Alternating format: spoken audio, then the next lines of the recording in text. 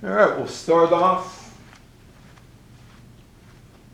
My name is Evan Weiner, and I've probably been to more places in Canada than the average Canadian because of work. And I've been up in the Yukon, been in British Columbia, Alberta, Ontario, and Quebec, and New Brunswick, and Nova Scotia, and Newfoundland. So I've been around Canada. I've seen a lot of Canada. And one of the reasons I wanted to talk about going to Ontario is because there is an anniversary coming up on August the 24th. It is going to be the 1814. So it is going to be the 211th anniversary of when the White House was burnt down. And the White House was burnt down because of something that happened in Toronto in 1813.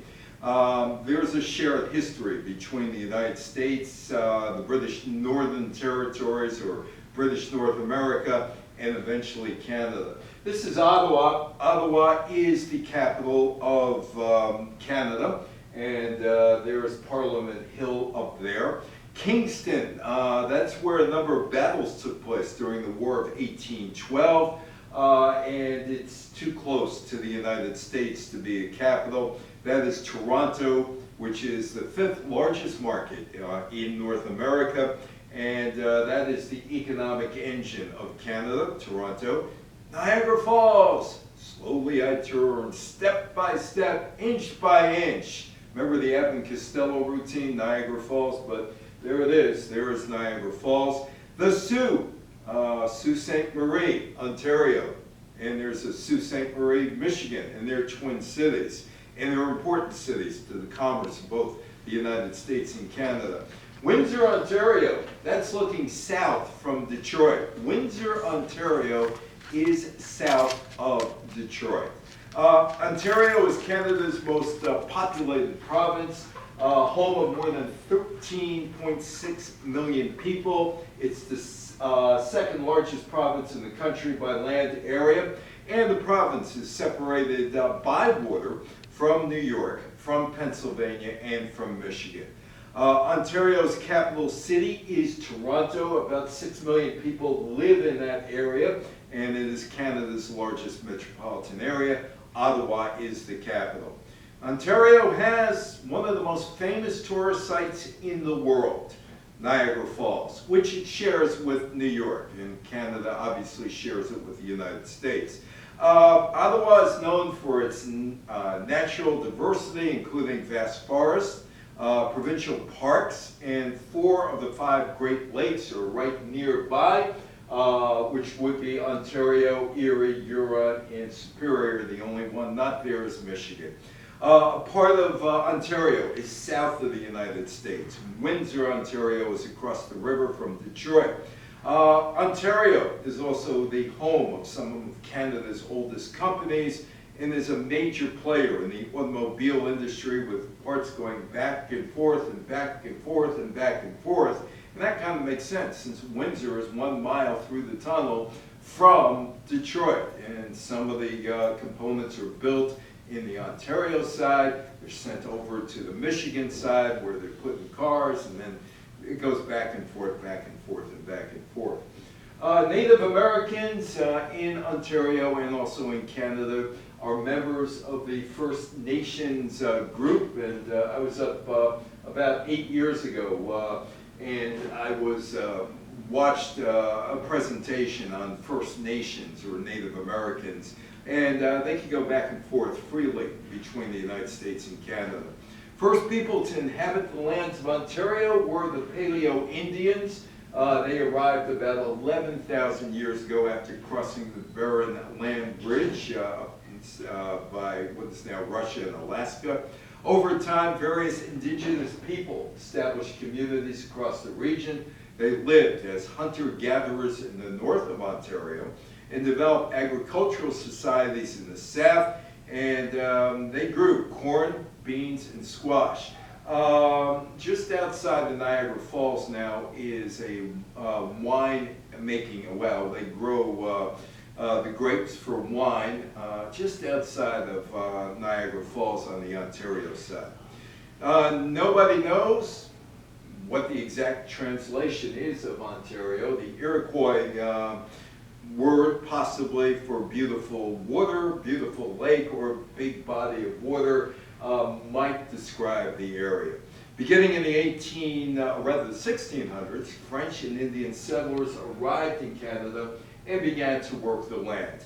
After the 7 Years' War, which was 1756 to 1763, most of the land, what is now Canada, belonged to the British.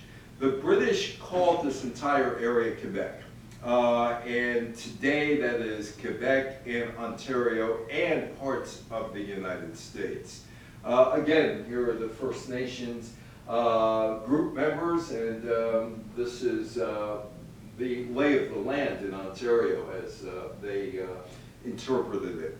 The fur trade played a pivotal role in history. The fur trade would also be part of the War of 1812, and way out west in the Oregon Territory, there were disputes over the fur trade.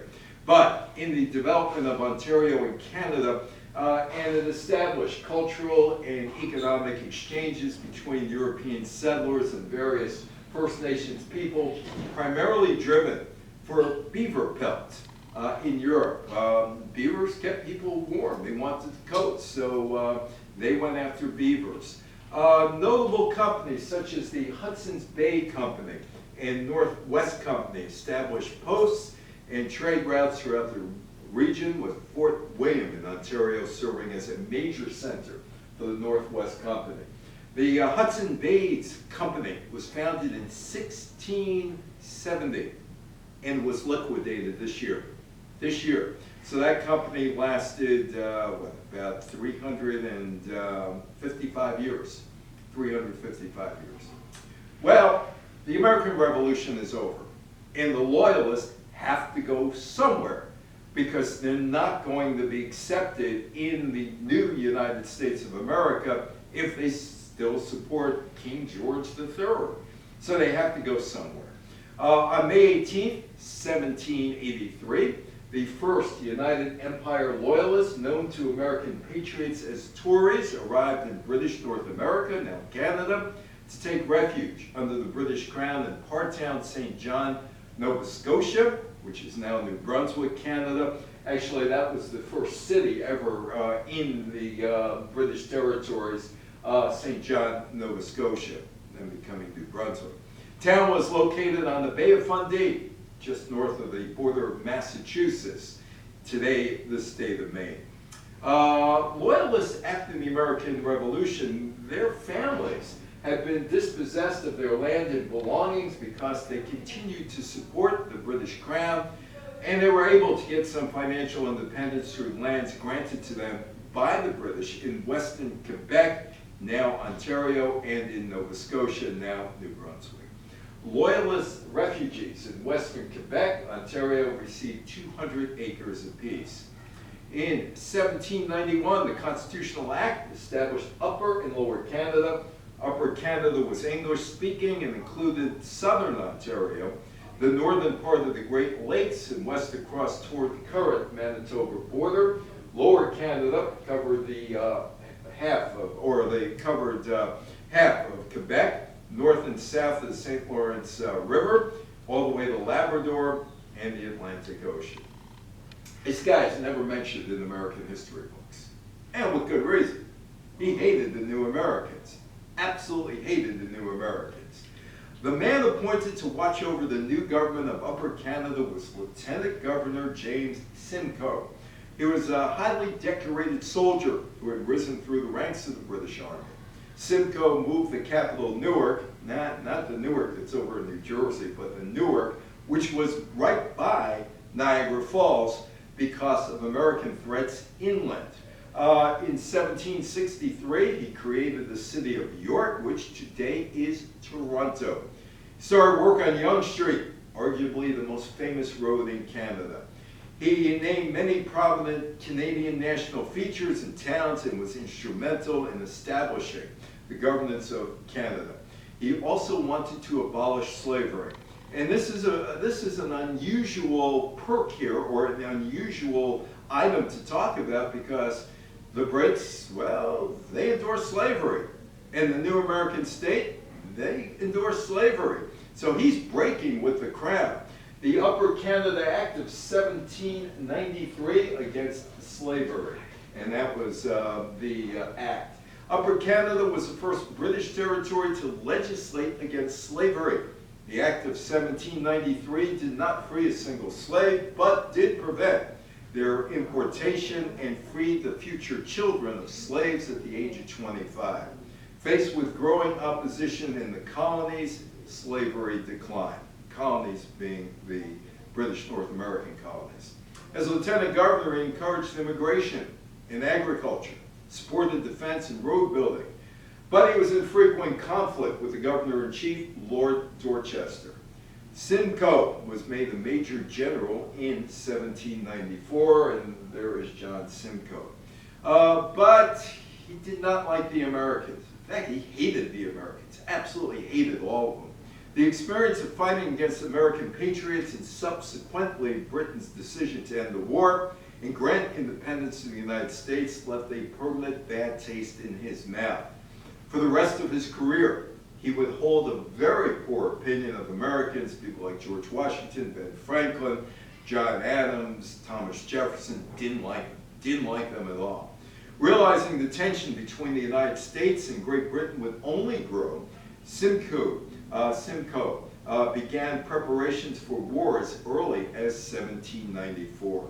He supplied Indian allies with weapons, fortified the fleet on the Great Lakes, established a capital further inland at the Indian settlement of Toronto, renaming it York after King George III's second son, the Duke of York. He's out of Upper Canada by 1796. Now, the people who were living in Ontario, who had the money, well, there were a bunch of oligarchs, and they ran that area of British North America. And the Family Compact, that's what they were called, the Family Compact hated the new USA, just hated them. Loyalism and anti-American sentiment. Many members of the Family Compact were second generation loyalists, American colonists who supported the British during the American Revolutionary War and subsequently migrated to British North America. The ingrained loyalist ideology led them to be wary of democratic ideals and maintain a strong connection to the British Crown and Constitution, and they viewed American democracy as a dangerous form of mob rule. They aimed to replicate the British hierarchy, class structure in Canada, and viewed democratic reforms and responsible government, advocated by some as dangerous influences potentially stemming from the United States. They had a fear of American expansionism, and they knew America wanted to take their land. Upper Canada would be a battleground if a war were to break out. And that war would break out. It would be the War of 1812, and in history, it's a wasted war. It is really a wasted war because nothing happened, except people died. In June of 1812, the United States declared war against Great Britain in reaction to three issues: the British economic blockade of France, the kidnapping of neutral American seamen into the British Royal Navy against their will, and the British support for hostile Indian tribes along the Great Lakes frontier. 36-year-old America declared war for a second time on Great Britain. The plan? Conquer British North America, or Canada, but it wasn't Canada at that point, and wrest North America for the United States once and for all. It never happened. It never happened.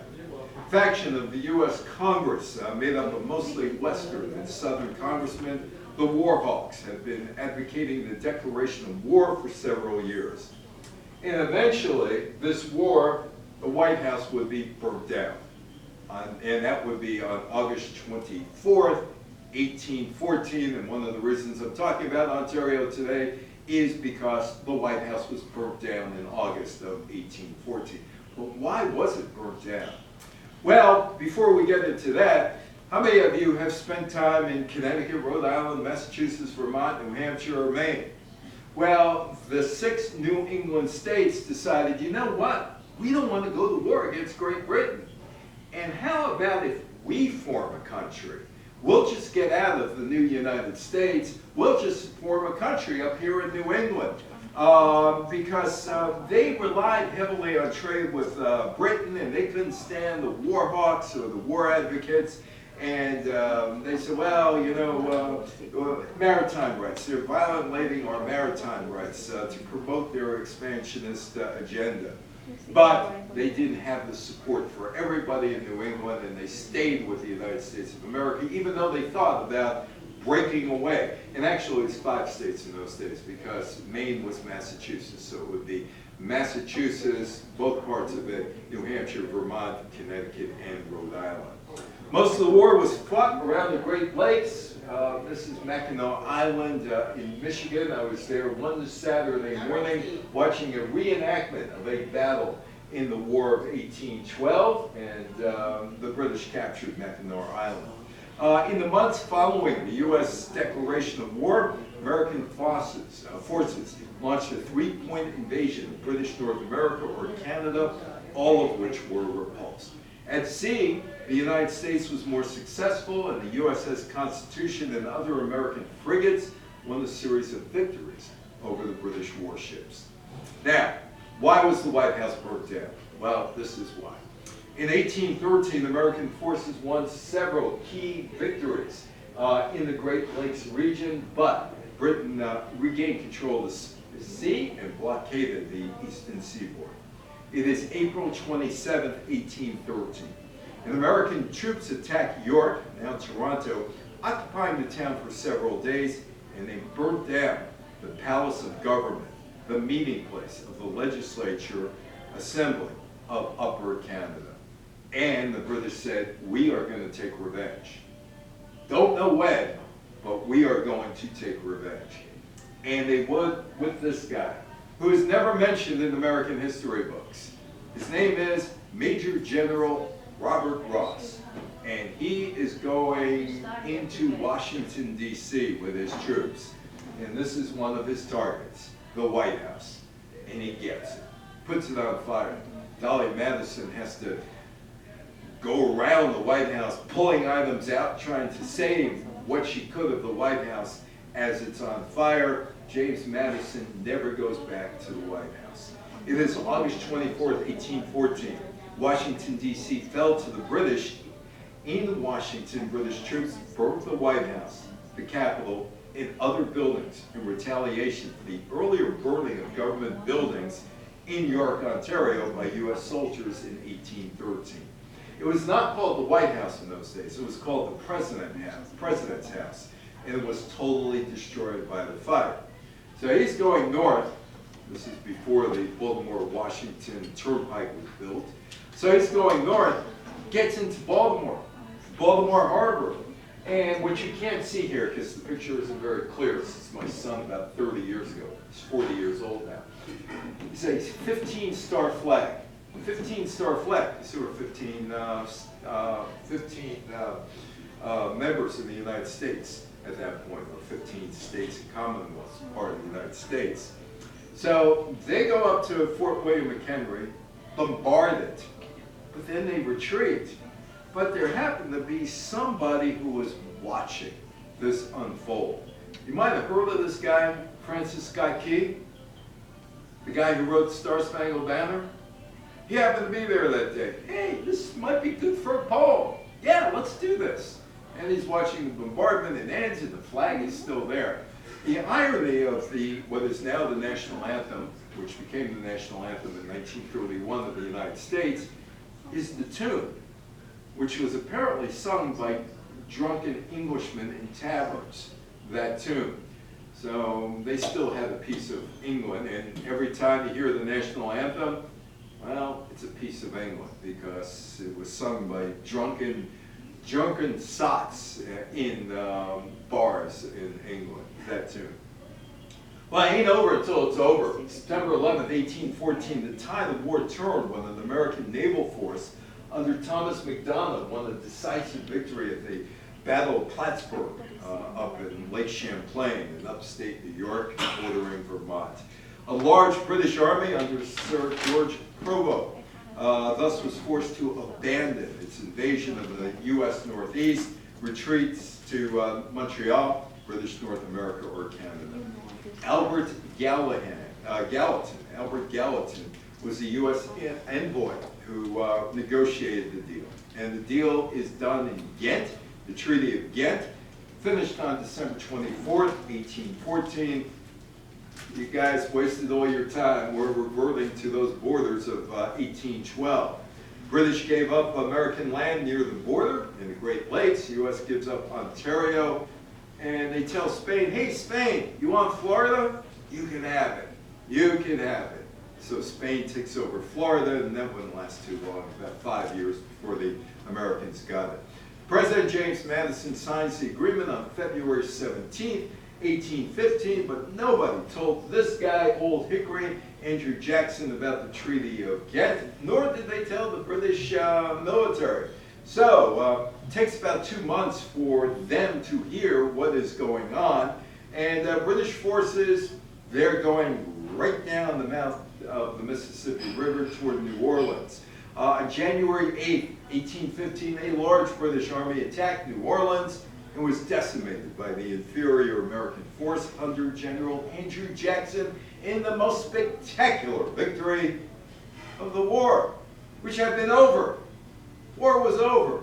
But it didn't turn out all that badly for this guy, Johnny Horton, because in 1959, Johnny Horton had a big hit song called The Battle of New Orleans. 1814, we took a little trip down the mighty Mississippi. Remember that song? Anyway, #1 hit, his next hit was North to Alaska, and then he got killed in a car crash. So anyway, who won this war? Who won this war? Did the Americans win? Or did the Canadians win? It's a trick question, because there was no such thing as the country of Canada. It was Britain, and this was fought in parts of British North America. But anyway, who won? And this is Halifax, and this is a cemetery in Halifax, and they posed the question of why aren't we Americans? But they never really answer it. They never answer it, but this is their answer.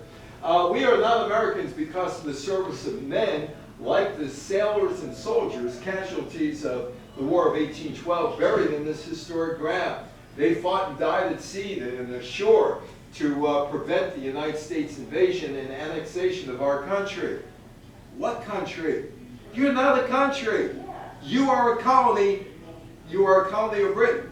So anyway, it's 2008, and I'm up in Ottawa, and I'm there on business, and the business arranged a private tour of Ottawa. And I'm there with my son, who was 23 years old at the time, and there was a woman talking about the War of 1812, and how Ottawa didn't exist as we know today. And so she says, we won the war. And my son said, well, what do you mean you won the war? Yeah, we won the war. And I said, but you weren't a country until 1867. So how could you have won the war? By the way, Ross is buried in that cemetery. And she said, well, you never invaded us again. Which is true to a certain extent. I mean, there were a couple other things that went on. But nobody won the war. But Canadians are taught we won the war because the Americans never invaded again. It was the last major confrontation between England and America, ends in 1815. Most but not all territorial disputes were settled. There was a problem between Maine and New Brunswick in 1839, where the two countries were about ready to go to war. And there was something called the Pig War out in the Pacific Northwest or Southwest, depending on your viewpoint, which side of the border you're on, called the Pig War, where a pig from the British side got over to the American side. The American farmers shot the pig, and for 13 years there was tension between Britain and the United States because of a pig who got killed because it wandered over to the American side. But Canadians and Native Americans saw the war as a decisive turning point in losing their struggle to govern themselves. The Native Americans, or actually the First Nation group, didn't have anyone to protect them anymore. So this is a show that we saw 8 years ago, where they talked about the plight of First Nation members. Initially, European colonization led to displacement and marginalization of indigenous communities as their lands were taken without their consent or through treaty agreements that indigenous people often perceived as unfair and violated. First Nation people in Ontario have experienced significant displacement from their lands. The forced removal, virtually the kidnapping of First Nations children, and in the United States, same thing happened, of Native Americans. Children from families and communities, particularly during the era of residential schools and 60 scoop, had a devastating and lasting impact on their cultural identity and preserving of the First Nation cultures in Ontario. For over 150 years, Indigenous children, including those in Ontario, were forcibly taken from their families and sent to residential schools funded by states and run by churches. The explicit intent was to separate children from their families and cultures, to assimilate them and Christianize them. Again, this is where they're discussing what happened. You can see the crosses over there with the children who were kidnapped, literally kidnapped. Children were forbidden from speaking their native languages, practicing their traditions, or acknowledging their culture in any way. They were given new names, forced to wear uniforms, further stripping them of their indigenous identities. Many children endured severe physical, emotional, and sexual abuse, neglect, and malnutrition in these schools, and they're both in British North America, Canada, and in the United States, leading to trauma that impacted their well-being and ability to connect with their heritage. Now, the Pope, Francis, decided to apologize in 2022, in July, to the Indigenous people in Canada, saying their treatment amounted to genocide. After a 6-day trip in which he apologized to survivors of abuse at Catholic-run schools. The Pope said, taking children away, changing their culture, changing their mentality, changing their traditions, changing a race amounted to genocide. For decades, Indigenous leaders had called on the church to apologize for its role in the residential school system. The problems have not been solved in Canada. The problems have not been solved in the United States. Meanwhile, after the War of 1812, the Family Compact really ran Ontario. These were a few families with money, and they are the ones who are totally in charge. The Family Compact was a small, closed group of men who exercised most of the political, economical, and judicial power in Upper Canada, today's Ontario, from the 18-teens to the 1940s. It was the Upper Canada equivalent of the Chateau clique in Lower Canada. Members of the Family Compact held largely conservative and loyalist views.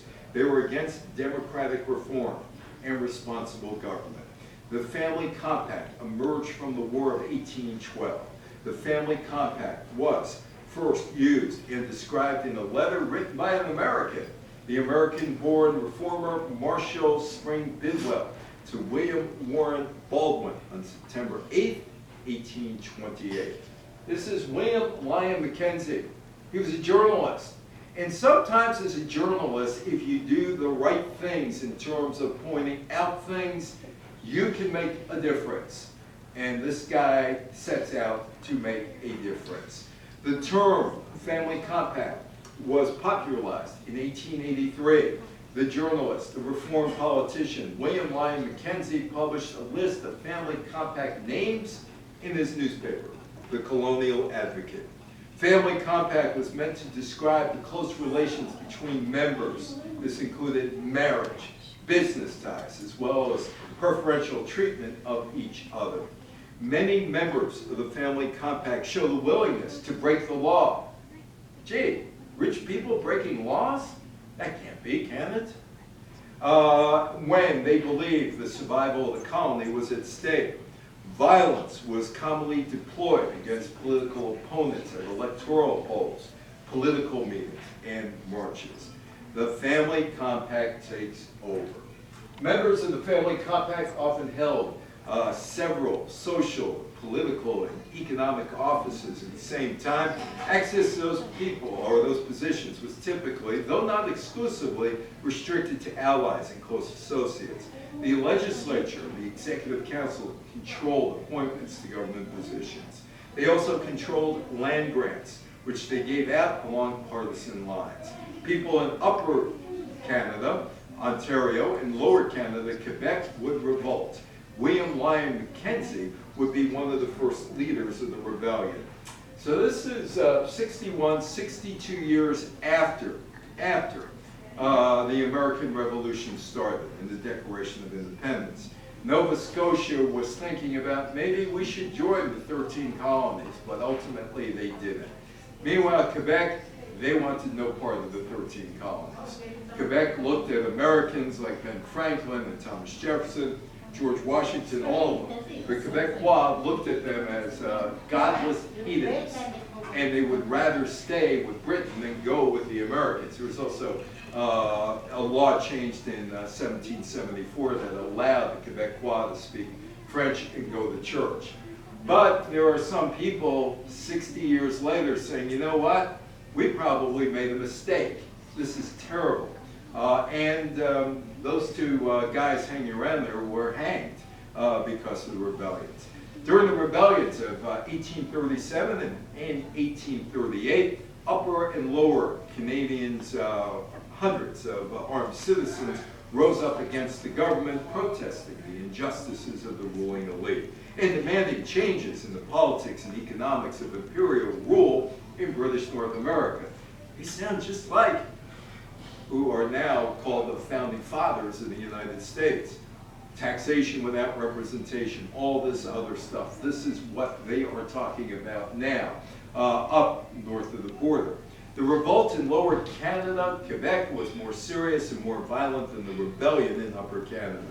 There was a guy by the name of Lord Durham, and he goes from England over to the British Northern Territories, or North American territories, and he wants to find out what happened.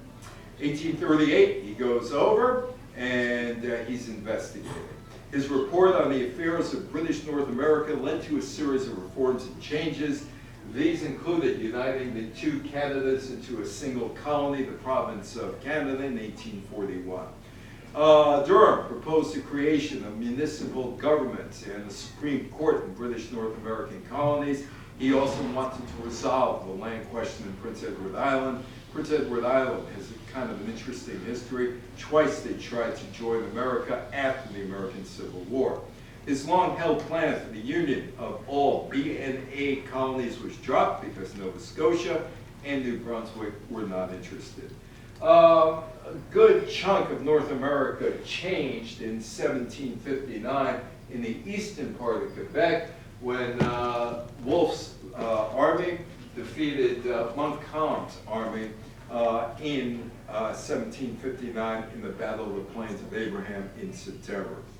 Durham believed that the problems in mostly lower French Canada were ethnic in nature, not political. He found two nations warring in the bosom of a single state. Durham was also culturally biased against Canadians. Now, this expression would be used by an American in the 20th century.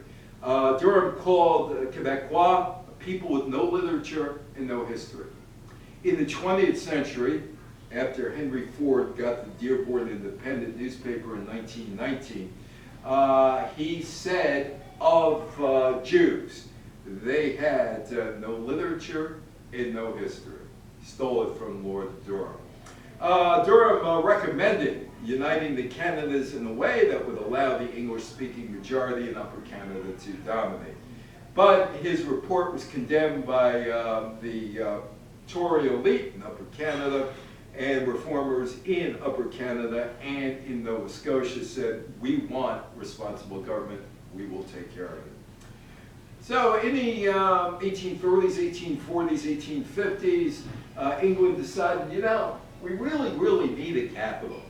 This is Ottawa, one of the streets in downtown Ottawa. We really need a capital. 1857, the province of Canada was in need of a permanent seat of government, a capital. For 15 years, the government had moved from one place to another: Kingston in 1841, Montreal 1844, Toronto 1849, Quebec City 1855. So why were all these cities eliminated? Well, Kingston is too close to the United States. You go up I-81, hook a left, get on the QEW, you're in Kingston. Once you go through the Thousand Islands. It's far too close to the United States. But Kingston served as the capital from 1841 through March 5th, 1844, when the capital was moved to Montreal. The 1830s, Montreal and Toronto were in the running for the capital, but riots during the rebellion, no, we can't have that. In Quebec City, well, that's too French. In London, Ontario, or London was part of the Canadas at that point, province of Canada. Even though it's 39 miles north of Cleveland, well, it's all Lake Erie. So, but it was too much wilderness out there, so they didn't do anything. Kingston made sense because of its strategic location on Lake Ontario, access to trade routes, timber, and the newly built Rideau Canal. It was the most developed inland city at the time. And Montreal, well, that would be good, but it's too French, way too French. Fears of an American invasion after the War of 1812 made Kingston on the lake in near the border too vulnerable to attack. So the capital goes to Montreal, then Quebec City, and then Toronto, finally settling in Ottawa. The Battle of Kingston Harbor was a naval battle of the War of 1812, fought on November 10, 1812, between American and British naval forces in Kingston Harbor, as well as the Canadian militia from Kingston, so it's way too close. Quebec City, nah. On New Year's Eve, 1857, Queen Victoria, as a symbolic and political gesture, was presented with the responsibility of selecting a location for the permanent capital of the province of Canada. She didn't make the choice. It would be Prime Minister John A. Macdonald. And he says, hey, Queen, take this town, Ottawa, take it. Tell him that that you made the decision, but he makes the decision. He was assigned the selection process to the executive branch of the government, as previous attempts to arrive at a consensus had ended in deadlock. Samuel de Champlain from France was the guy who basically navigated the area and came into Ottawa. But it wasn't called Ottawa at the time. Ottawa is located in southeastern Ontario on the Ottawa, Gatineau, and Rideau rivers. The area was inhabited by members of the First Nation or Native American people when Samuel de Champlain got there in 1613.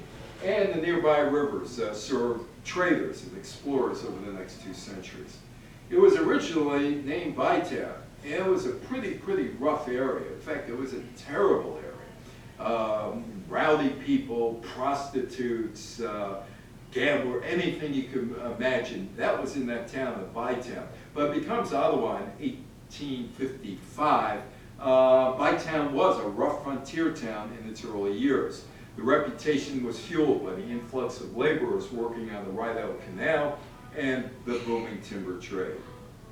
And there is Parliament.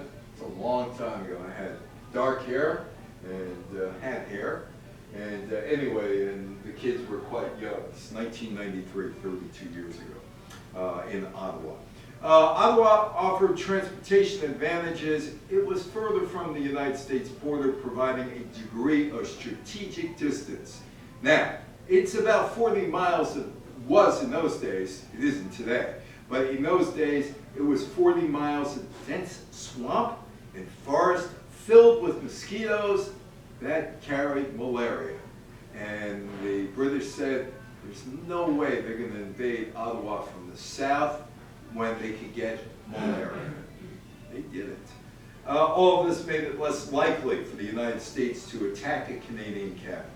Federal government is the major employer of the Ottawa-Gatineau area. Many commercial and financial associations are located there. It is the site of several educational and cultural institutions, including the National Arts Centre and the National Gallery of Canada, and the world's longest outdoor ice skating rink in the winter is in town on the Rideau Canal.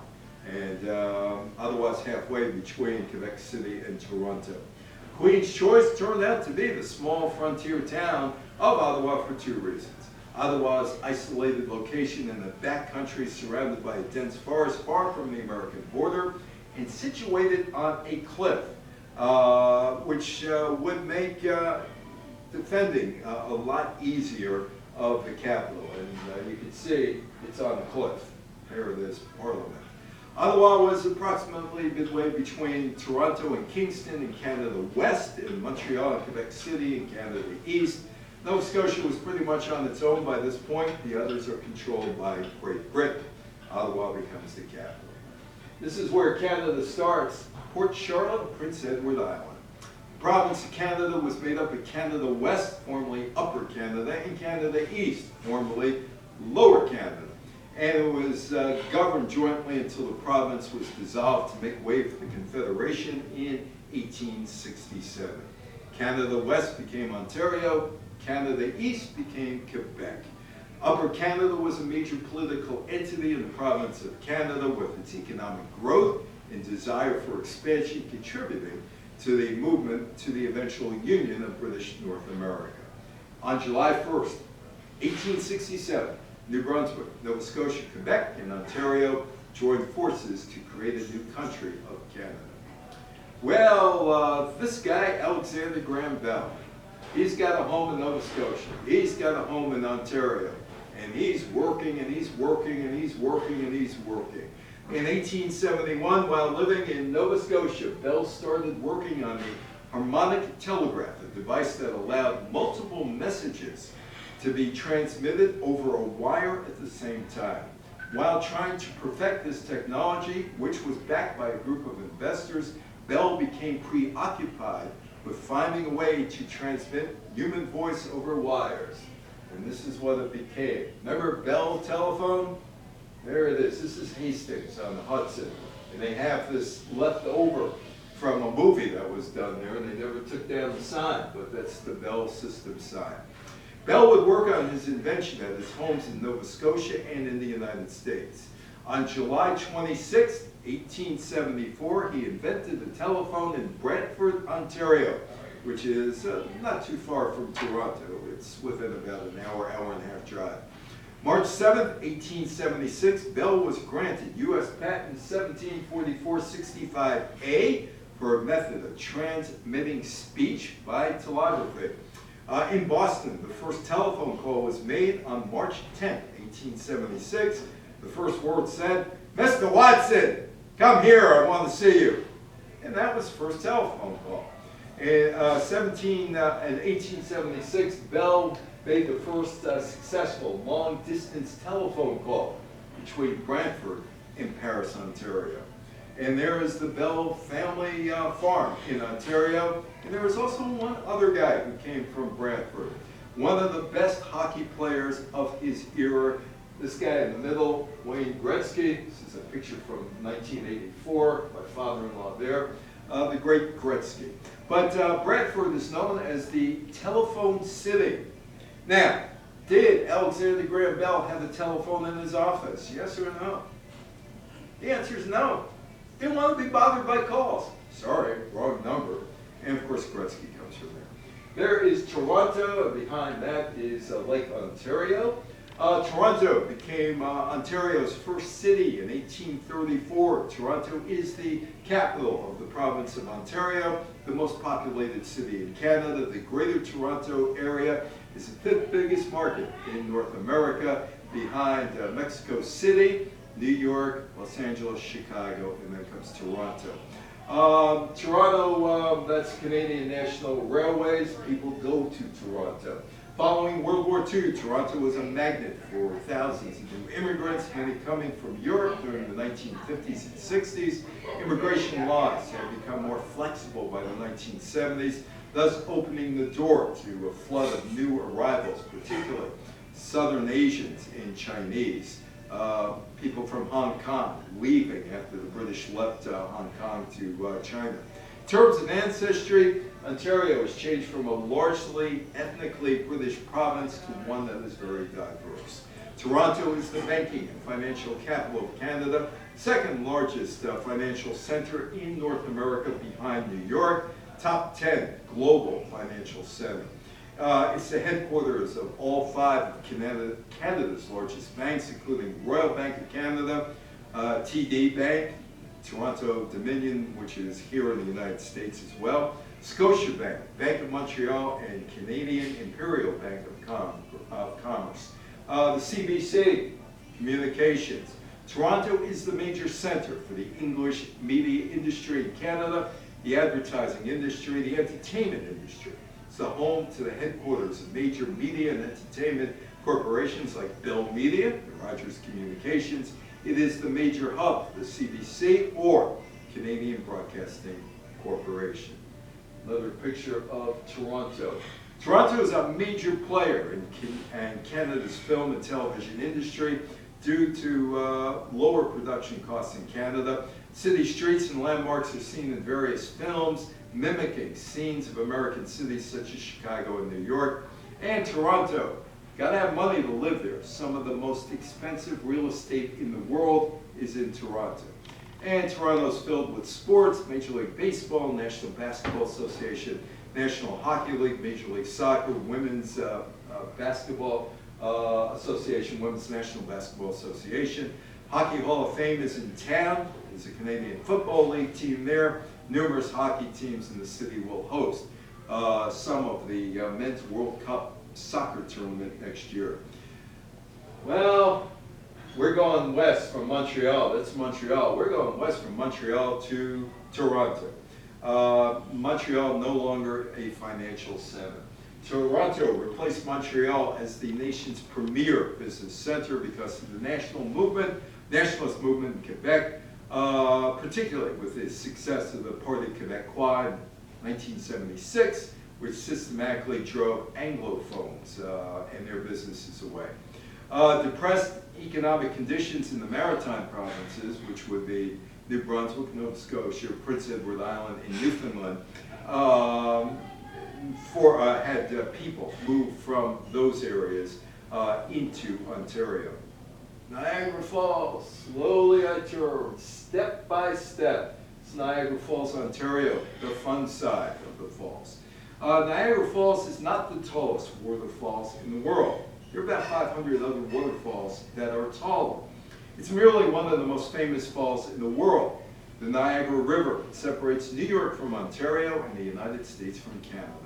Niagara Falls, especially the Ontario, Canada side, is a popular and historically significant honeymoon destination, often referred to as the honeymoon capital of the world, actually both sides.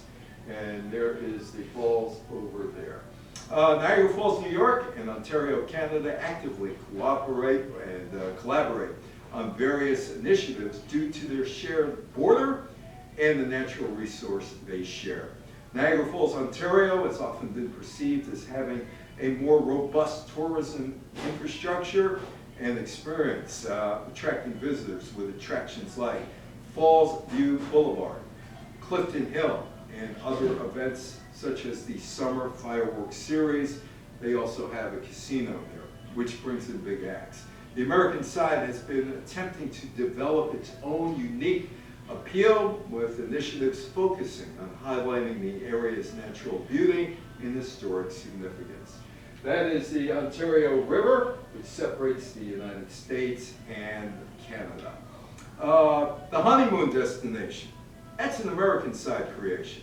In 1801, Theodosia Burr, the daughter of the U.S. Vice President Aaron Burr, and her husband, new husband, Joseph Alston, embarked from Albany, New York to the Falls as part of their bridal tour. A few years later, Jerome Bonaparte, brother of Napoleon, and his bride traveled from New Orleans, Louisiana, to Niagara Falls via stagecoach to experience its splendor. Niagara Falls originally was considered to be a destination for the wealthy. And some of the fun things that you can do on the Canadian side. Niagara Falls, Ontario has souvenir shops, arcades, museums, amusement rides, indoor water parks, casinos, theaters, and the convention center. All are located nearby in the city's large tourist area. And you can also see historic sites from the War of 1812. We are going to be leaving in the Sioux. And I guarantee you most people have never been to the Sioux, but it's very important. As a part of New France, the area was ceded to the British in 1763, and in 1783, the Northwest Company founded a trading post there and built a small lock canal completed in 1798 and 1797-98 to handle canoes and small boats for trading purposes. The lock was destroyed by U.S. troops in the War of 1812, rebuilt as a historic site late in the 19th century. That is an important artery between the United States and Canada, the St. Mary's Bridge, which carries a lot of people and cargo. The Sioux Locks is the busiest lock system in the world by cargo tonnage. On average, between 7,000 and 10,000 ships come through the locks during the shipping season each year. Built in 1855, these locks connect Lake Superior to Lake Huron and beyond. And again, that bridge is a big, big deal. The Sault-Ste. Marie International Bridge spans the St. Mary's River between the United States and Canada, connecting the twin cities of Sault Ste. Marie, Michigan, and Sault Ste. Marie, Ontario. It's the 10th busiest passenger bridge crossing in the United States and Canada, and it's the only land crossing for almost 700 miles. The United States and Canada, particularly in the east, separated by a river. And then there's the artificial boundary, the 49th parallel, west of Minnesota. Ontario and New York had a close relationship. Events in now what is Ottawa, Ontario rather, led to the burning of the White House in 1814. Ottawa is north of New York State. Just go right up 81, go right into Canada, and you're there. The province of Ontario supplies electricity to parts of New York, Michigan, and Minnesota.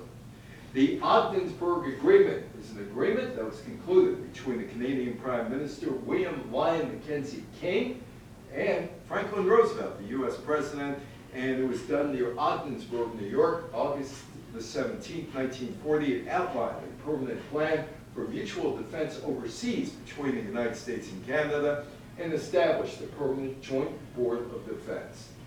Ogdensburg is just 5 miles from the Ontario-New York border crossing. Any questions, any comments? Your turn to talk. All about Ontario. Do you want to go to Ontario? Toronto?